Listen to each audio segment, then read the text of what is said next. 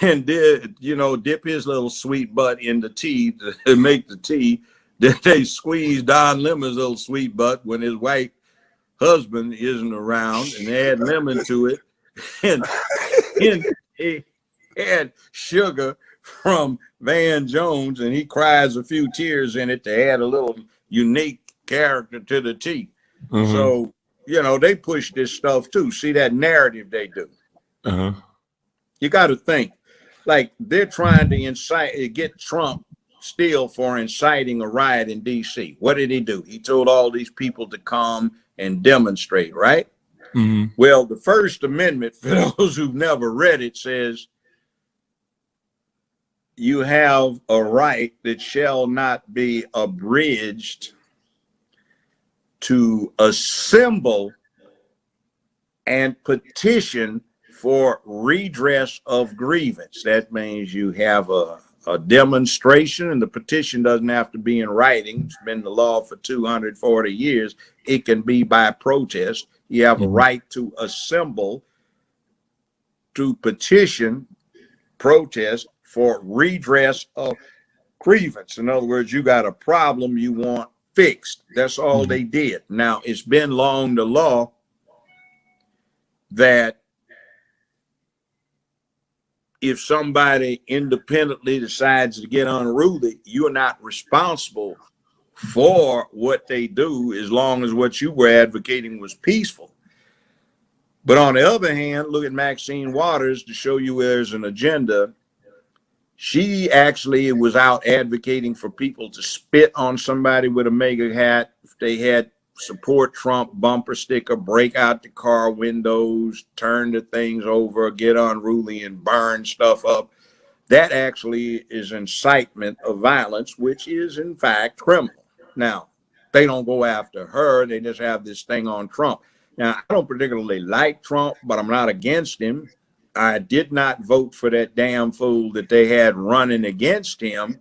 That racist dog, what I heard the first time in 1972 when I was doing an intern thing at a DC think tank, when he was out there with James O. Eastland, John B. Stennis, Faubus came in from Arkansas. That's the fool who said they'd never integrate the Little Rock High School.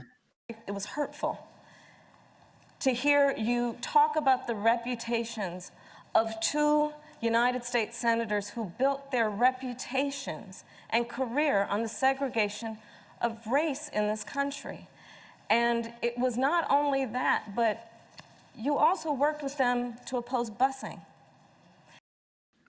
They had Wallace there, who was wheeled in, and they had Byrd, former Grand Dragon of the Klan, and they were talking about this young man who had a stupid looking ducktail like he was back in the 1950s, was the last true yellow dog Dixiecrat. And they were talking about Joe Biden, who got up there, and when the speech he gave, I mean, I was really offended. I heard it right outside the state capitol building in Dover, which was a rundown, ransacked old house, 250 years old.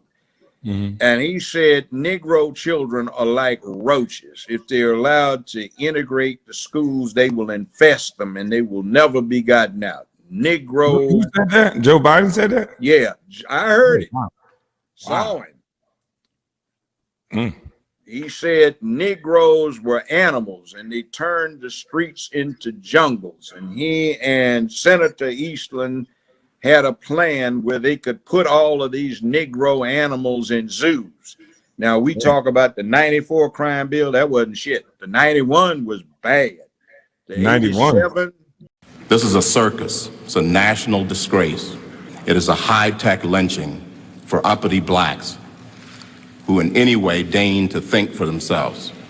And it is a message that unless you kowtow to an old order, you will be lynched, destroyed, caricatured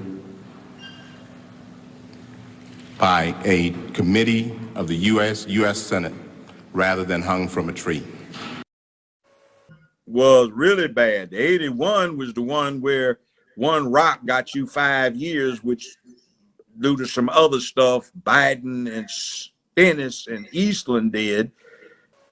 Unless we do something about that cadre of young people, tens of thousands of them, born out of wedlock, without parents, without supervision, without any structure, without any conscience developing, because they literally, I yield myself 3 more minutes, because they literally have not been socialized.